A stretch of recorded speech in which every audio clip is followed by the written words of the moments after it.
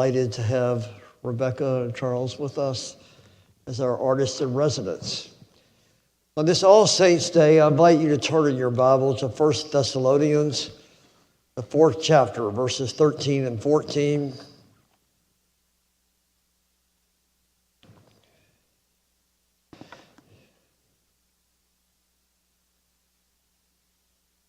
Beginning with the 13th verse of the 4th chapter of 1 Thessalonians.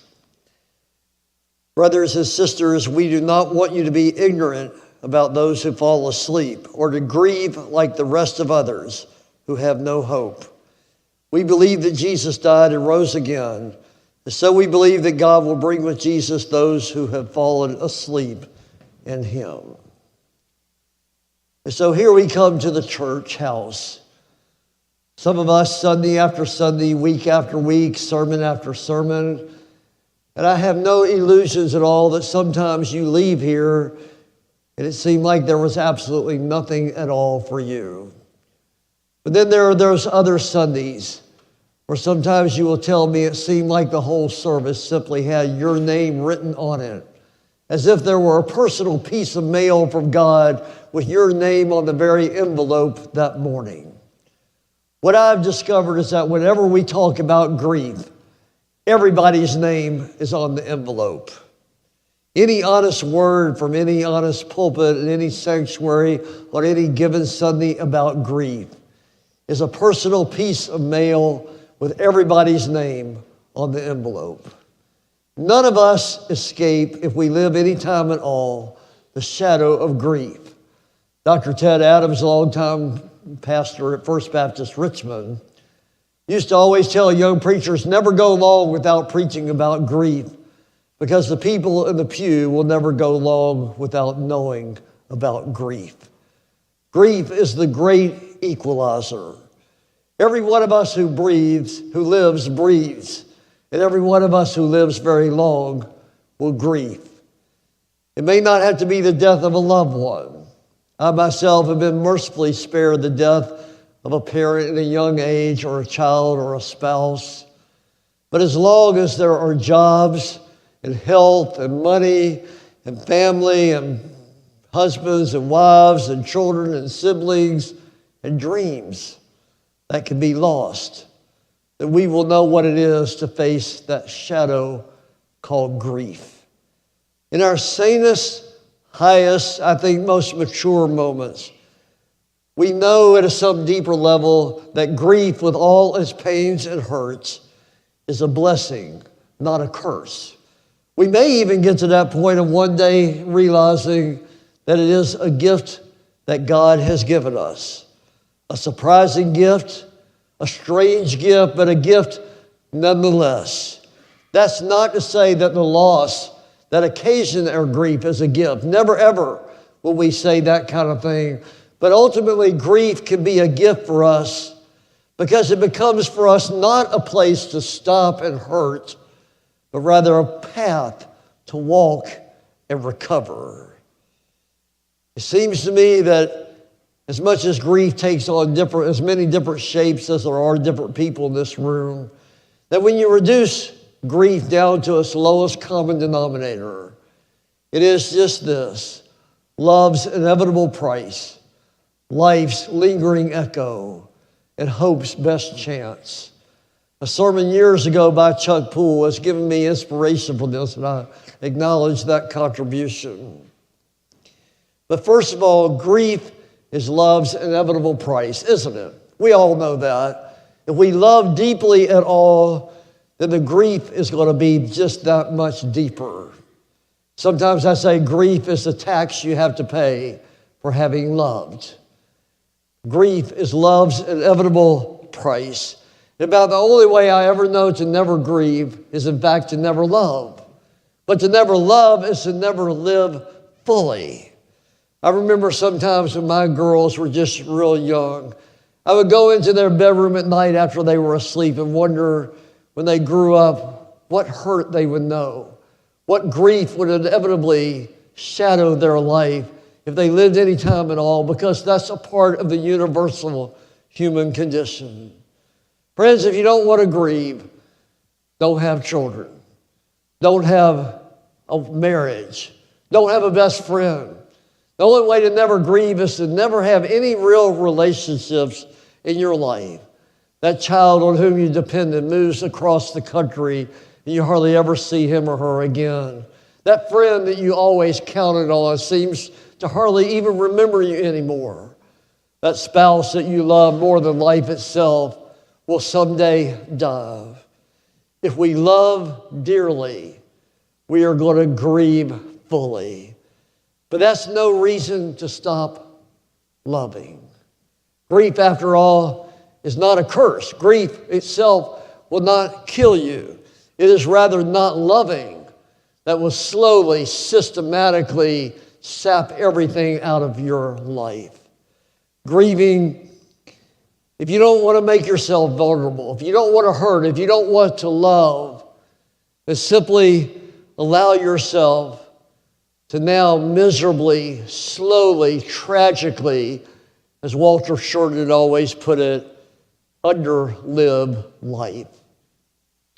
Grief is just the price you have to pay if you ever love. But that's not all. It's not only love's inevitable price, it's also life's lingering echo. Grief is an echo. In some strange kind of way, it's the one last link that really holds us to that one that we no longer have.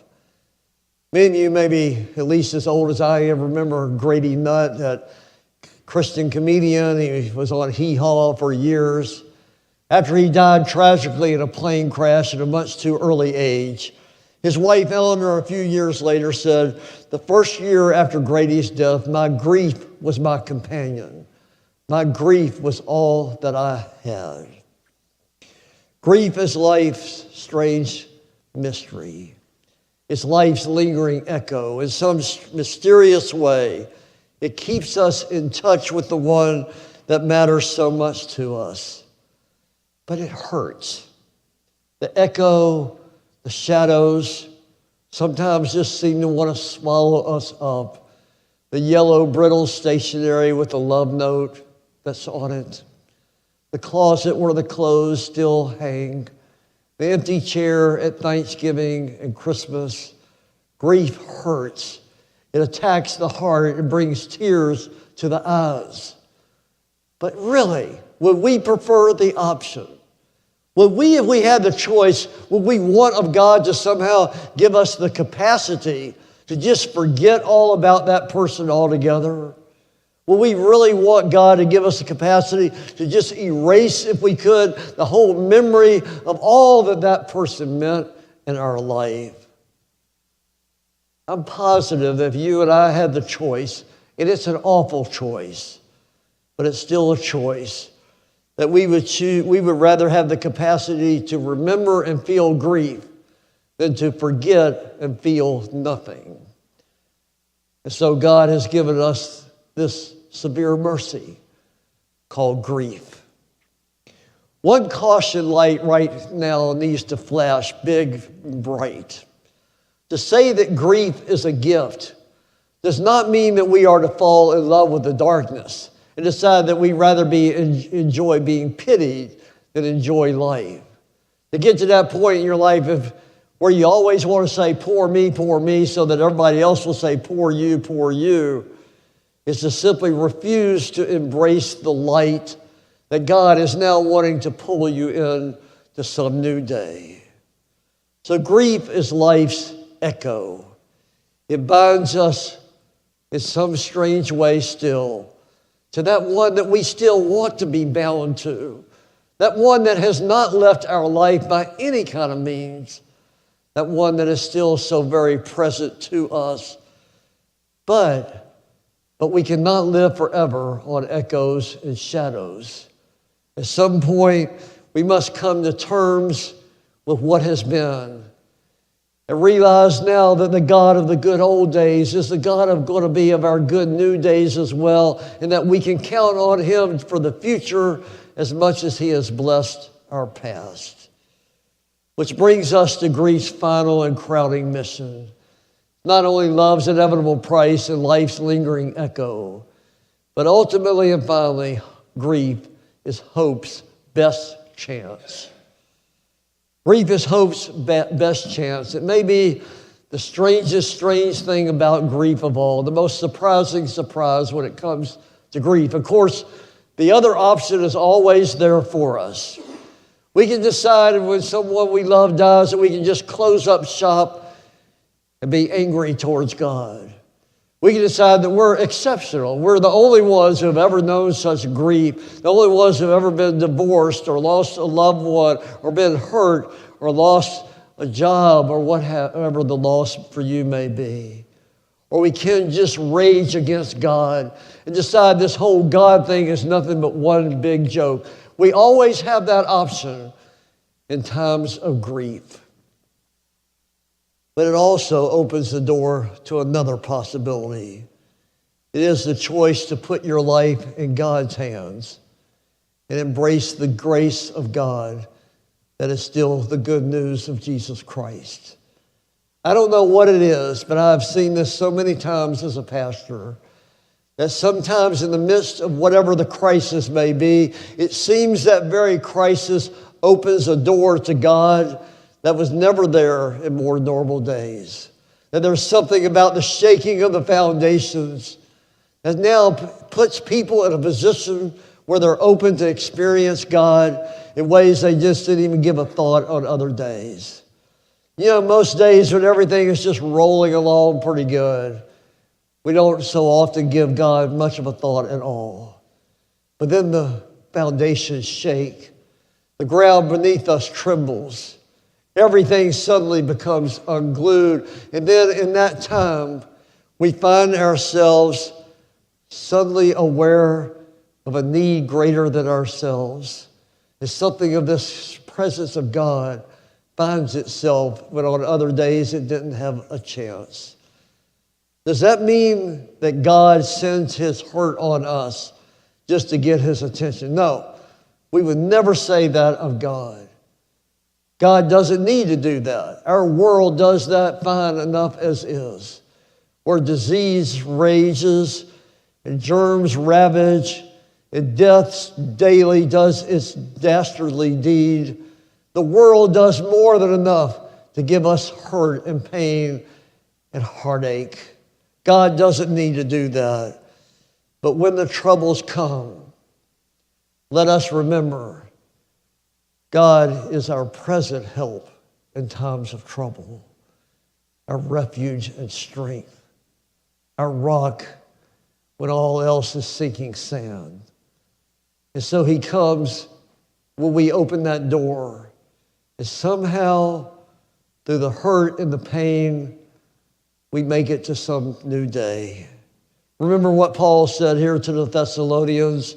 He said, we do not grieve the same as those who have no hope.